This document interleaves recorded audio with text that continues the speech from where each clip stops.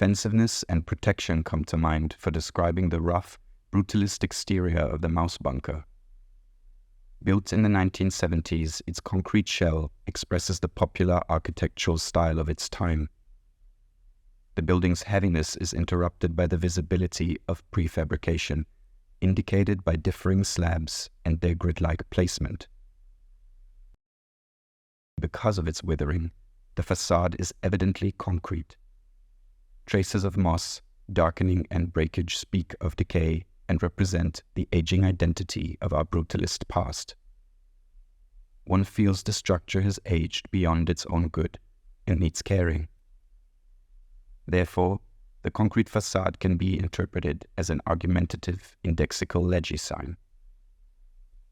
Its decay and ended purpose was what almost led many, with a dislike for its architectural style, to call for the demolition of the Mäusebunker in 2018. A desire that was ultimately silenced when the structure was put under protection for its historic architectural value.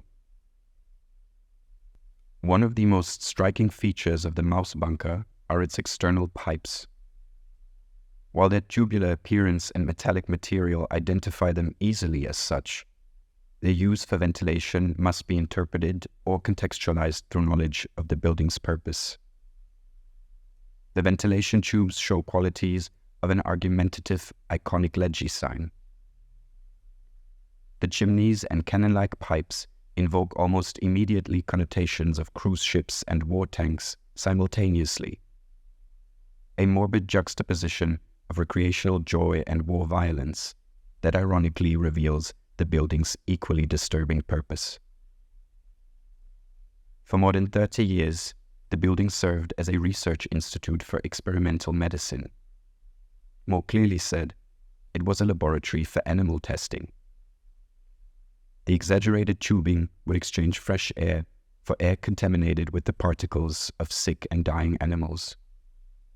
It is the frightening image of what happened to mice in the name of science that gave the research institute its bittersweet name. A great contribution to the building's mysteriousness is made by its types of openings and their placement. Together with its orientation and rectangular dimensions, the structure has directionality, which is underlined by horizontally repeated windows that create somewhat of a head for the building. This is one of the few recognizable architectural elements that refers to the Mäusebunker as something with interior spaces used by people.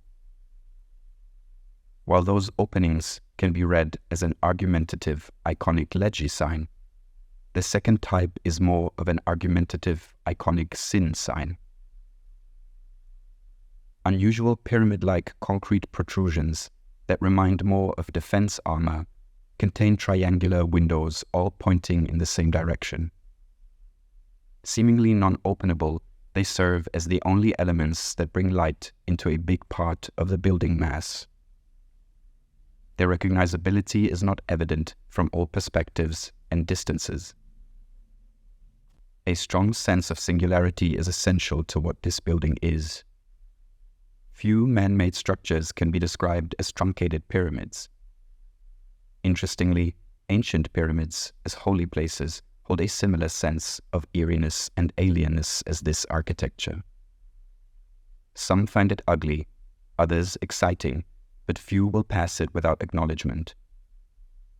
Maybe if it wasn't carved out and tapered with such precise edges, and if it wasn't adorned with elements that are reminiscent of a sci-fi spaceship, it might actually resemble a small landscape. Overall, the Mäusebunker would be interpreted as a rheumatic, iconic sin sign.